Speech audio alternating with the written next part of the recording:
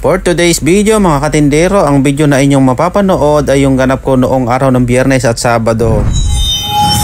7 bilao yung kailangan kong i-plating para sa araw ng Sabado at 3 bilao naman para sa araw ng Linggo. At bukod nga dito ay sadyang nagpapasobra ko dahil nga lumalamig na ay makain ng mga tao kapag ganitong season. At hindi nga ako nagkamali at kinulang pa nga yung mga post ko na pasobra. At kinabukasan nga araw ng Linggo ay 3 pa yung naghahanap ng kakanin. Sa madaling sabi ay kami nagkamaritisan muna at ipinaliwanag ko na tuwing Miyerkules ay may pre-order ako. At kung gusto niyang umorder ay di follow na lang niya ako sa Facebook ay di paraan. At dito nga ay napaluto ako ng bibingkang malagkit nang wala sa oras. Dahil may nag-message sa akin sa inbox at pinasasamahan ng bibingka yung order na lang bilao. Wala man sa plano ay napaluto ako kahit late na. Ay di pandalas na nga ang mangyan.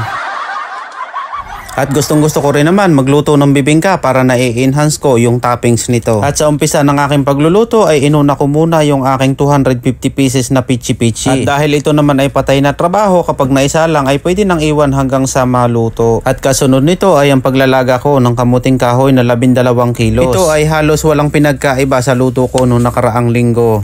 Ang kaibahan nga lamang ay yung dami o yung konti ng pa-order. Marami man o kukonti yung aking mga pa-order dahil dito ay nagpapasalamat pa rin ako dahil nasusustain ko yung aking mga pangangailangan. At kinaumagahan araw nga ng Sabado ay nagpatanghali na ako ng gising at least man lang mabawi ko yung 6 na oras dahil alas 2 na nga ng madaling araw ako nakayari. At sa mga nagbabalak na mag-umpisa ng ganitong negosyo, malaking bagay na mapanood ninyo ang aking video bilang isang guide o idea para sa pagsiset up ng bilao o yung cake platter. At sa mga nagtatanong kung nag-aral ba ako ng HRM, hindi ho ako nag-aral ng HRM. Ang totoo ho niyan, ako ay graduate ng seaman. Dahil nga mahilig ako magluto bukod sa ulam ay sadyang inaral ko ang pagluluto ng kakanin. Bukod sa paborito ko ay paborito din ng mga anak ko. At hindi rin naman nga nagpapahuli ang aking amore ay talaga naman. At kung mapapansin ninyo ay napakalinis ng aking cake platter o yung cake board. Madalas sa Pilipinas ay gumagamit ng dahon ng saging. Maganda yung fresh na dahon ng saging na bagong kuha pa lamang sa puno. Kumakapit yung amoy nito sa mga kakanin at isa sa mga nagbibigay ng aroma. At isa sa mga dahilan kung bakit hindi ako naglalagay ng dahon ng saging dahil dito sa Italia ang ginagamit namin ay frozen na dahon ng saging. Madalas ito ay galing sa Thailand o sa Costa Rica. Sinubukan ko maglagay at hindi ko nagustuhan ang outcome nito dahil lumalasa yung dahon nito sa kakanin. At natapos ako dito sa pagsiset up ko ay alas 11 na ng umaga. Habang si Amore naman ay naghuhugas na ng mga ginamit ko. At ito nga mga katindero yung natapos kong balutin. Bali 2 bilao ng kutsinta, 2 bilao ng pichi-pichi, 1 bilao ng nilopak at 4 na bilao naman ng 2-in-1. At yun lang po muna. Salamat sa inyong panonood.